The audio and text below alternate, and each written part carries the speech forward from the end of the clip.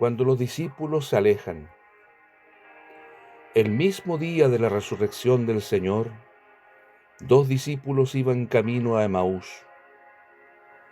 Ellos habían oído el testimonio de las mujeres que encontraron el sepulcro vacío, pero igual salieron de Jerusalén e iban tristes. ¿Cuál era el motivo de su tristeza? Ellos simplemente no creyeron el testimonio de las mujeres. Sus esperanzas habían muerto al morir el Señor en la cruz.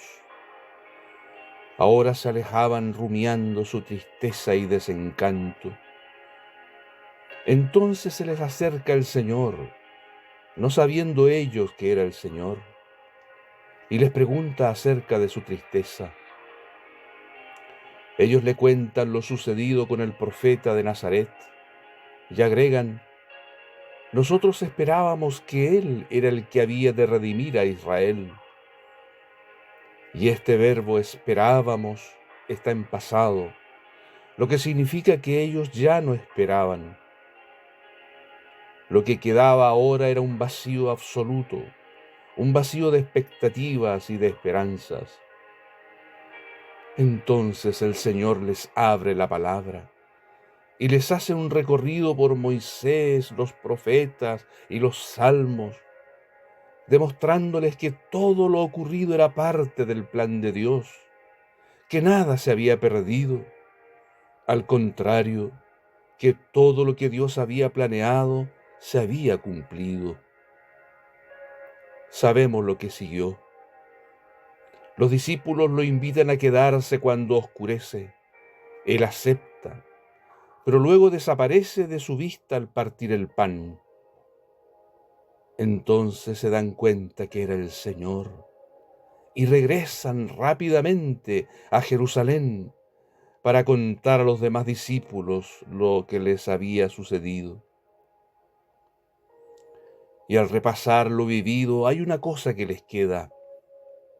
¿No ardía nuestro corazón en nosotros mientras nos hablaba en el camino y cuando nos abría las Escrituras? Detengámonos aquí un momento. El Señor se acerca a ellos camino a Emaús porque sabe cuál es su estado, qué es lo que pasa por su corazón. Ellos no saben qué pensar y se alejan, pensando que es mejor olvidar y volver a lo suyo, tal vez a sus casas, a sus trabajos, a su vida normal. Pero el Señor les habla, y ese hablar del Señor hace que sus corazones ardan, y ese ardor de corazón significa la esperanza recuperada, la expectativa de vuelta. El Señor habló y todo lo marchito cobró vida.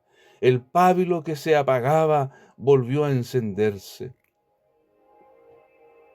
Nosotros también, al igual que esos discípulos, estamos más acá de la resurrección, pero nuestro corazón no arde.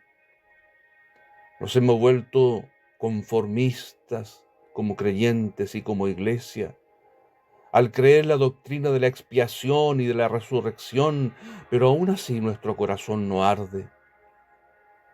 No hay celo ni entusiasmo, no hay devoción ni entrega, todo es igual que ayer.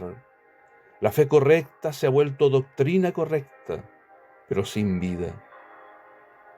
¿Qué haremos?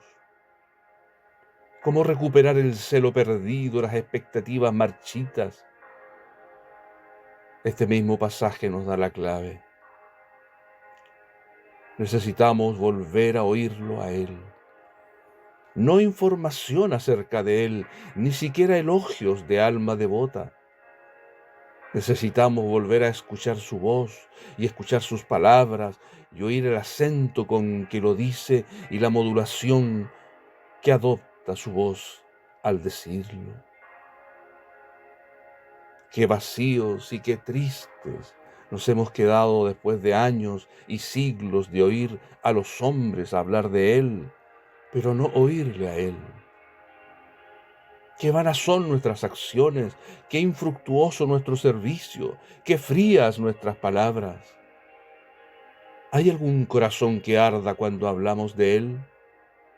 Seguramente no, porque no somos nosotros los que debemos ser oídos, sino aquel que cuando habló fueron hechos los cielos y la tierra, aquel que cuando habló el ciego vio y el sordo oyó, aquel que cuando habló Lázaro salió de la tumba.